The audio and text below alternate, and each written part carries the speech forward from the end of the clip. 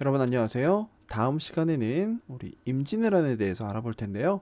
임진왜란이 일어난 과정과 그리고 우리 선조들이 이를 극복하기 위한 노력들은 어떤 것들이 있었는지, 그리고 그 안에 관련된 인물들은 누가 있는지 함께 살펴보도록 하겠습니다. 첫 번째, 임진왜란이 일어나기 전 상황을 한번 살펴볼게요. 임진왜란이 있을 때 왕은 조선의 14대 왕 선조였습니다. 이 왕이 처음부터 그렇게 내성적이고, 그리고 처음부터 트라우마 있고 질투심 강하고 그런 왕은 아니었어요. 처음에는 좋은 인재들, 좋은 사람들을 이제 관리로 등용을 하고 유학을 장려를 했습니다. 그러니까 학문에 좀 치중을 했죠. 그래서 보면 이 선조는 왕의 입장이라기보다는 어떤 그런 학문을 연구하는 그런 학자 스타일이라고 좀 보면 좋을 것 같아요. 그러니까 왕의 그릇으로는 조금 맞지 않았다. 우리가 그렇게 생각해 볼 수도 있겠죠. 그래서 선조는 또 어떤 일을 했냐면 조선의 걱정거리 중에 하나가 이 명나라, 중국의 명나라가 있는데 이 명나라가 조선에 대한 잘못된 기록을 가지고 있었어요. 그러니까 고려 시대에 권문세족이 있었잖아요. 이제 권문세족 중에 이이님이라는 사람이 있었습니다. 그런데 이 권문세족이다 보면 명나라와의 당연히 사이가 안 좋은 거죠. 그죠? 원나라였으니까. 그런데 이 사람의 아들이 이성계다라고 해서 사실 우리하고 즉 명나라 입장에서 이 명의 입장에서 어 얘네들은 반대되는 입장인데 얘 아들이 이성계다라고 하다 보니까 조선에서는 그거 아니다. 우리는 명나라하고 친한 거다. 이 사람은 전혀 관련이 없다라고 이야기를 했지만 그걸 고치지를 못했어요. 그런데 선조 때 그것을 바르게 드디어 고쳤다고 합니다. 이런 업적이 있다고 해요. 그런데 그러던 중에 이 정치들, 그 관리들이 이제 분열을 한 겁니다. 나눠진 거예요. 파가 나눠졌어요. 이쪽 파 저쪽으로, 이쪽과 저쪽으로 이렇게 나눠지면서 서로 자기 말이 옳다, 자기 뜻대로 해야 된다라고 해서 당파 싸움이 일어나게 됩니다. 그러면서 매우 혼란스럽죠. 이 사람은 뭔가 이 선조라는 사람이 확실하게 딱 자기의 줏대를 가지고 이야기를 하는 것보다는 이런 사람들이 너무 자기 의견만 내세우고 혼란스럽다 보니까 자신 스스로도 뭔가 어떻게 해야 될지 모르는 그런 상황에 도달하게 된 거예요. 그러니까 정신적인 스트레스가 많이 있었겠죠. 그러면서 또 이제 재위하는 후반에 선조가 재위하고 있는 즉 왕으로 있던 후반기에 왜군이 침입을 했습니다. 그게 바로 임진왜란이고요. 또한 여진족도 침입을 하게 됩니다. 이런 일들을 겪으면서 당연히 정신적으로 너무나도 큰 스트레스를 받긴 받았겠죠. 자, 그럼 나라 상황이 어땠는지 볼게요. 방금까지는 왕의 상황이 어땠는지 살펴보았고요. 조선이란 나라는 이 나라가 세워지고 200년 동안 평화를 누리고 있었습니다. 평화가 계속되다 보니까 어땠을까요?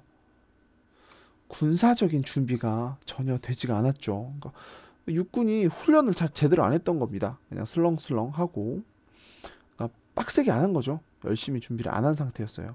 반면에 일본은 100년이 넘는 기간 동안 전쟁을 지속을 했습니다. 이 나라가 통일이 안 된 상태였기 때문에 전쟁이 계속됐었어요. 그러니까 실전이 계속되어 있었죠. 그리고 우리나라는 정치적으로 매우 혼란스러웠다라는 거. 그리고 또 일본으로 사신을 보냈습니다. 그 와중에 그래서 선조가 일본으로 사신을 보내서 그 일본에서 우리나라로 쳐들어올 것 같냐, 즉 전쟁을 일으킬 것 같냐, 일으킬 것 같지 않냐라고 해서 두 사람을 보냈는데 두 사람의 의견이 완전 반대가 되는 겁니다. 그래서 한쪽은 전쟁이 일어날 것 같다, 우리가 꼭 대비를 해야 된다라고 하는 입장이 있었는데 그에 반대되는 입장으로 전혀 그런 상황은 없었다, 그냥 매우 평화로웠다, 이렇게 한 거예요.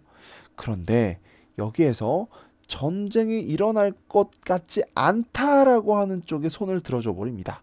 그러다 보니까 우리나라는 즉 조선은 대비를 하고 있었겠어요? 안 하고 있겠어요? 대비를 당연히 안 하고 있었겠죠. 그러던 중에 일본을 통일한 사람이 바로 이 도요토미 히데요시인데요. 이 도요토미 히데요시가 1592년 4월 13일에 부산으로 쳐들어오게 됩니다.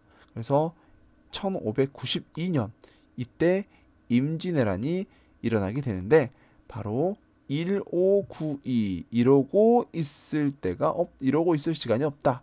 1592 이 1592년은 외워야 됩니다. 이 정도는 알아야죠. 그렇죠? 자, 다음으로 넘어가 보도록 하겠습니다.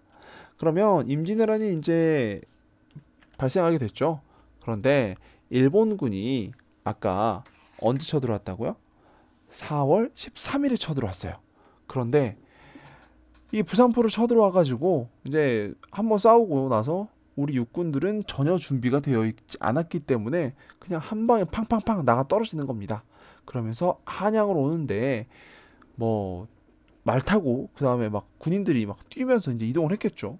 그런데 한 2주 조금 넘게 걸렸다고 합니다. 5월 초에 4월 13일 날 쳐들어왔는데 부산에 쳐들어왔는데 한양으로 오기까지가 5월 초에 들었어요. 엄청 빠르게 온 거죠. 옛날 생각해 보면. 그러니까 생각하면 육군은 연전 연패 계속 진 거예요. 자, 그 와중에 우리 조선의 왕 선조는 어떻게 했느냐? 바로 도망갑니다. 어디로? 우리나라 북쪽의 끝에 있는 의주로 바로 도망가 버립니다. 그러니까 백성들은 왕이라는 사람이 백성들을 버리고 그렇게 재빠르게 도망가느냐 하면서 경복궁, 창경궁, 창덕궁 등을 불태워 버렸습니다. 백성들이 열받아서요. 그래서 또 선조는 이 왕실을 나누었어요.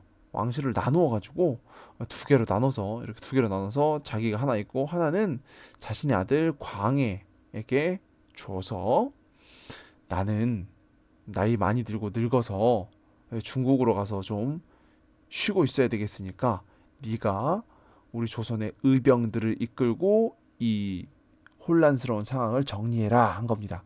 그러니까 아빠가 아들에게 야, 나 도망가 있을 테니까 네가 여기 좀 처리해 한 거예요. 생각해 보세요, 여러분들. 네, 그 사람이 이제 이 선조 다음에 나오는데요. 이 광해가 다음 시간에도 우리가 공부도 해보도록 할 겁니다. 그때서야 18살 된 광해를 세자로 책봉해서 이 광해에게 나라를 맡겼습니다. 네, 육군은 연전연패를 했는데요. 조선의 수군은 연전연승했습니다. 계속 이겼어요. 23번 붙어서 23번 다 이겼습니다. 이 수군을 훈련시킨 건 누구였을까요? 물론 이 수군을 이끌었던 인물은 이순신이라는 인물이 있는데 사실 생각해보면 이순신 물론 대단한 인물입니다만 이순신은 다음 시간에 본격적으로 좀 더 자세하게 살펴보도록 하고요. 이 수군이 미리 준비가 될 수 있었던 까닭은 그것도 일본 덕분입니다. 일본의 이 해적들, 그러니까 해적질을 하고 우리 자꾸 건드렸던 우리 조선이 세워지면서부터 계속해서 우리를 공격해왔던 그 일본의 해적들, 왜군들이 우리 수군을 계속해서 실전 연습을 시켜왔던 거죠. 그로 인해서 계속 일단 준비가 된 군인 상태였다는 겁니다. 그래서 조선의 수군을 이끌었던 이 이순신이 대표적인 이런 해전들이 있습니다. 여러분들 들어본 것도 있었을 거고 모르는 것도 있을 건데 이렇게 대표적인 우리나라에서 있었던 요 대첩 해전들이 있었어요. 여기에서 모두 승리를 했죠. 이순신에 대한 인물 탐구를 우리가 다음 시간에 자세하게 좀 더 살펴보면서 그때 이거에 대해서는 좀 더 이야기를 하도록 할게요. 자, 그리고 나서 육지에서는 의병이 활약을 하게 됩니다. 의병은 스스로 병사가 된 거죠. 의병의 신분은 그래서 일반 군인이 아니라 우리나라 백성들, 양반에서부터 천민까지 매우 다양하게 있었습니다. 곽재우라는 인물이 있었는데 이 인물도 우리가 꼭 기억해 봐야 될 인물인데요. 자신의 재산으로 의병을 모아서 일본군과 싸움을 했습니다. 그래서 여러 전투에서 싸워 이기기도 했고요. 의병은 전국적으로 이제 확산이 돼 나갔어요. 이제 그 와중에 또 명나라 군대가 조선을 이제 도와주기 시작을 했습니다. 그래서 이 조선의 명예연합군 조선하고 명예연합군은요, 이 평양성에서 일본군을 상대로 승리를 거두고 한양을 되찾으려고 이동을 했습니다. 그 와중에 이제 또 기억해야 될 인물이 이제 방금 곽재우 나왔고 이제 권율 장군도 있는데, 이 권율이라는 사람은 행주산성에서 이 관군, 이제 군인이죠. 그리고 의병, 승병 모두 힘을 합쳐서 일본군을 물리치고 승리하는데, 이것 또한 우리 임진왜란 중에 가장 기억해야 될 승리, 행주대첩이 있습니다. 이거에 대해서는 수업 시간에 좀 더 살펴보도록 할게요. 어쨌든 이제 수군이 이제 뒤쪽에서 보급로를 끊고 계속 바다를 장악하게 되고요. 남해 바다를 장악하게 되고, 육주에서는 의병들이 활약을 하게 됩니다. 네, 그러면서 일본이 더 이상은 이 상태로는 안 되겠다 해가지고 강화회담을 했습니다. 그래서 싸우던 중에 이제 좀 더 평화롭게 해보자고 토의를 한 건데 어떻게 됐어요? 네, 결렬되었습니다. 그래서 얘네들이 또 침략을 해옵니다. 그게 바로 정유재란인데요. 그래서 새롭게 난이 일어났다 해서, 다시 일어났다 해서 재란입니다. 근데 그 와중에 이순신은요, 감옥에 갇히게 됩니다. 이것 또한 이순신에 대한 인물을 탐구하면서 좀 더 자세히 살펴보도록 하고, 이순신의 후임으로 원균이라는 사람이 이제 수군을 통제하게 되는데, 칠천량해전에서 어떻게 됐을까요? 네, 대패했습니다. 완전 무너져 버렸어요. 그래서 조선의 수군이 거의 전멸하게 됩니다. 그래서 이순신이라는 사람은 백의종군, 그러니까 한 수군을 모두 통제했던 그런 사람이 일반 병사로 다시 돌아와서 활동을 했었는데, 그러다가 이제 아예 수군이 거의 전멸하니까 다시 또 부릅니다. 네가 좀 다시 해주라 해가지고. 그래서 이순신은 수군을 정비하고 판옥선, 대표적으로 우리 수군의 배죠. 정비 후에 여러분들 이 영화도 있죠. 명량이라는 영화도 있는데, 이 명량 해협에서 크게 승리를 한 이 명량 대첩이 있습니다. 이제 그러면서 일본의 이제 대장이었죠. 도요토미 히데요시가 사망하면서 일본군이 철수를 하게 됩니다. 그러면서 임진왜란은 끝이 나게 됩니다. 임진왜란은 이렇게 해서 끝나게 되는데, 우리가 처음에 전개부터 이런 과정까지 빠르게 한번 살펴보았는데요. 이 안에서 해야 될 얘기들이 물론 많습니다.